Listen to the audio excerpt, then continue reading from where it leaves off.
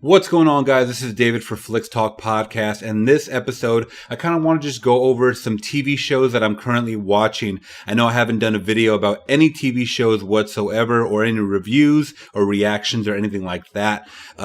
Most of you guys have seen that I've been doing only movie reactions or vlogs or out and abouts or whatever it may be, movie related. But just letting you guys know, in between all those movies, we are watching a lot of TV shows, and I kind of wanted to go over the shows that we're currently watching and the shows that we're looking forward to, especially this coming up week. So without further ado, here are my top picks of what I'm watching currently right now. All right, starting with my number one pick, and it's something that I've been watching for the last 4 or 5 years, is the show Power. Now, if you guys haven't heard of this show, it's probably Starz channel's biggest show to date, and it is brought to you by executive producer 50 Cent. You guys know about the rapper 50 Cent. Well, he does do a lot of acting on the side as well. You guys should definitely look him up. Check out his work, because he's actually not that bad of a rapper turned actor. You know what I mean? Because you get a lot of rappers that go to the acting side and they're not really that great. So this guy is definitely on the right path as far as what it takes to become an actor. I know in a couple of his roles, he's kind of put his body through either losing weight or gaining weight. And he's definitely trying to be a method actor. And he's trying to get more in that serious role, despite having an incident happened to him, and you definitely look up his life story from the movie Get Rich or Die Trying, where he did get shot in the mouth, so his speech is very slurred. So despite almost losing his life in real life, he's actually trying to rise up over that and just push himself out there as much as he can. And he's been a very successful businessman, a rapper, you name it. Now he's getting into the acting world. And I think this show right here is kind of pushing him to his limit. And he does play a character called Kanan on this show Power. So if you guys don't know about this one right here, it is in its 5th season. I think I caught it maybe in its 2nd or 3rd season, and I had to go back and kind of binge watch it from there. And I was pleasantly surprised, not only because I like drama, action, and crime, but mainly because this show's characters right here had so many dynamics. They really just kind of pulled me in. And it follows our main character, Jamie, aka Ghost, who has one foot in the drug life and one foot on the business, more legit side. He is a club owner. That's kind of his front, but he is trying to get out of that whole drug life and leave it behind. Now, he has a partner, someone that he grew up with, one of his best friends. His name is Tommy, and that guy's a straight gangster, and he doesn't care about anything except for the street life.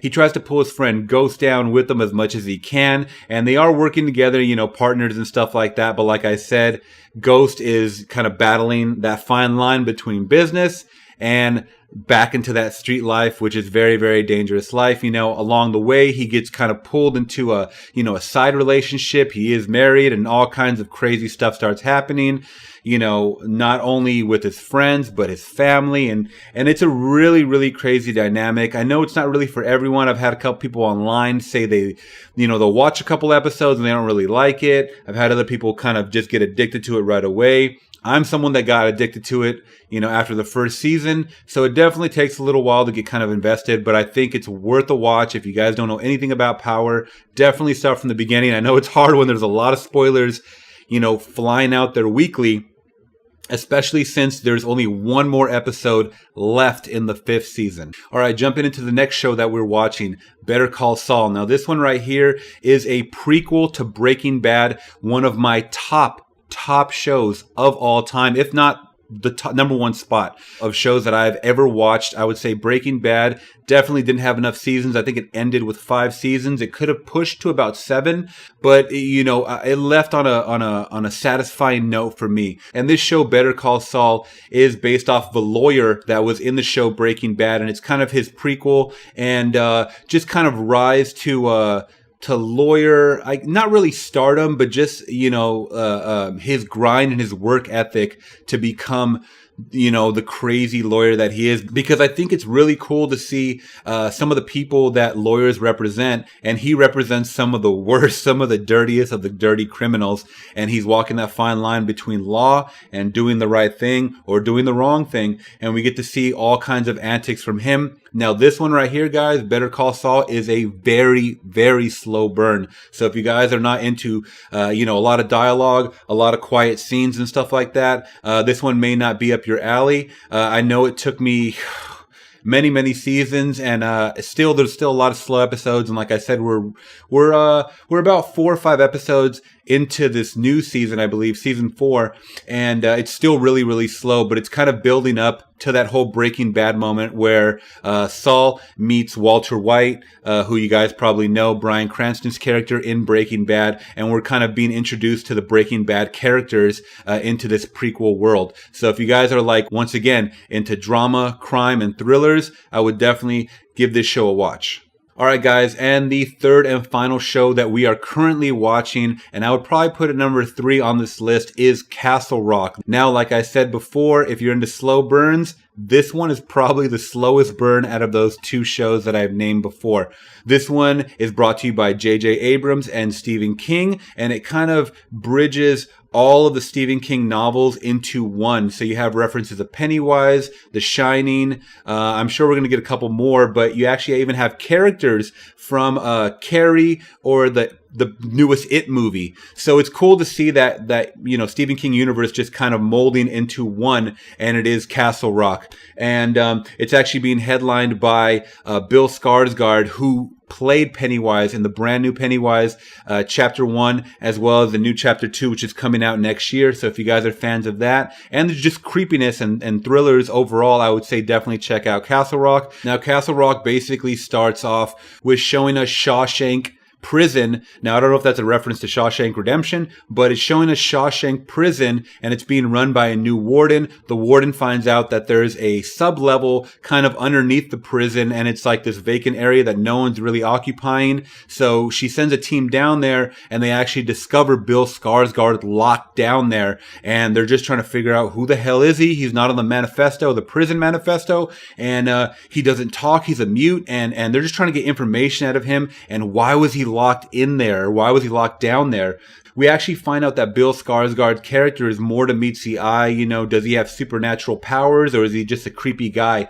But once again, like I said, guys, it's a very slow burn. It's the most slow burn to a point where I don't even really anticipate it weekly, because I know that if I miss a couple of days, I'm going to be fine with just kind of picking up where I left off. It's not really one of those on the edge of your seat.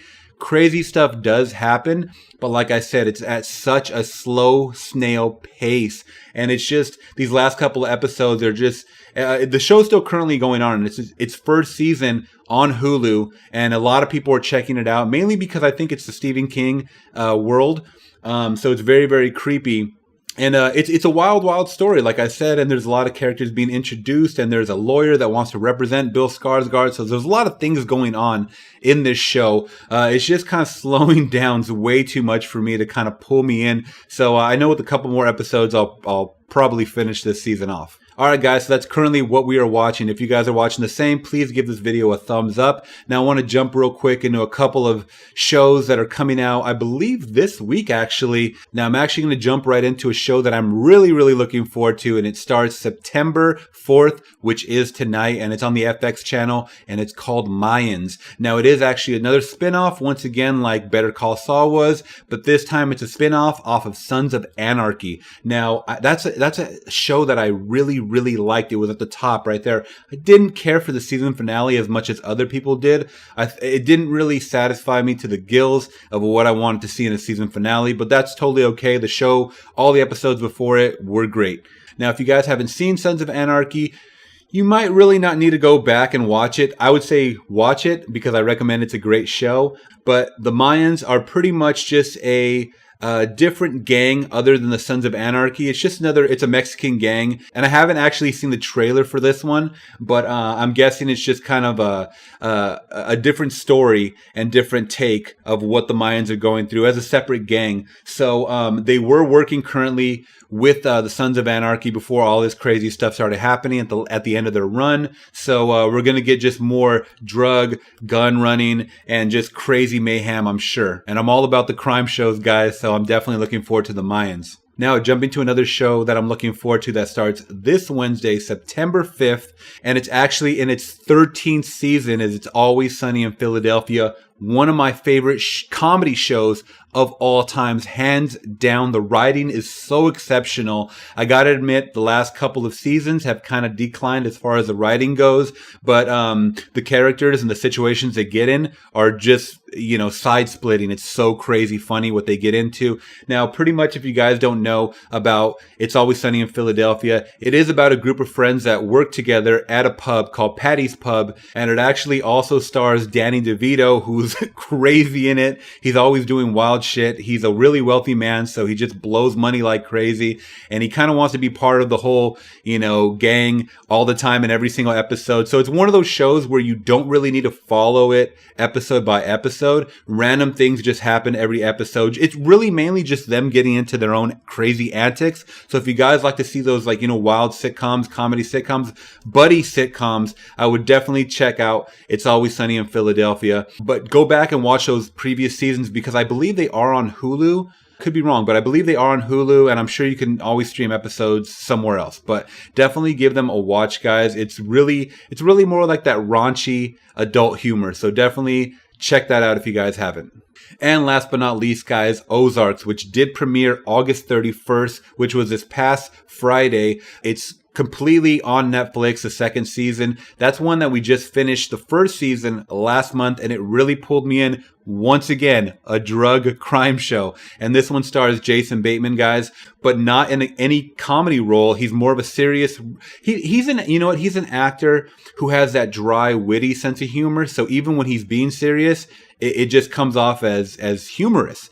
And that's just by nature, I think, in his case. He's someone that the whole premise of this show is he is someone that launders money for the cartel. And simple as that. We get, a crazy season finale where he ends up working with someone new. So that's the only other twist. And we did see the trailer for the second part, and it seems like he's just going to be continuing to launder money, and some crazy things are happening. Now his family's along with him for the whole ride, and they've let the kids know what they do, and they don't want the kids to be in the dark about anything. So they're pretty much like a ride or die family, and it's just more and more crazy antics for them to get into. And so far, season 1's been awesome, and it's a Netflix original, guys. So watch that. I would say definitely binge watch that if you guys can. I don't know if I'm going to be able to do that just because of my schedule. So I'm probably going to be watching 1 episode or 2 episodes a day throughout the week.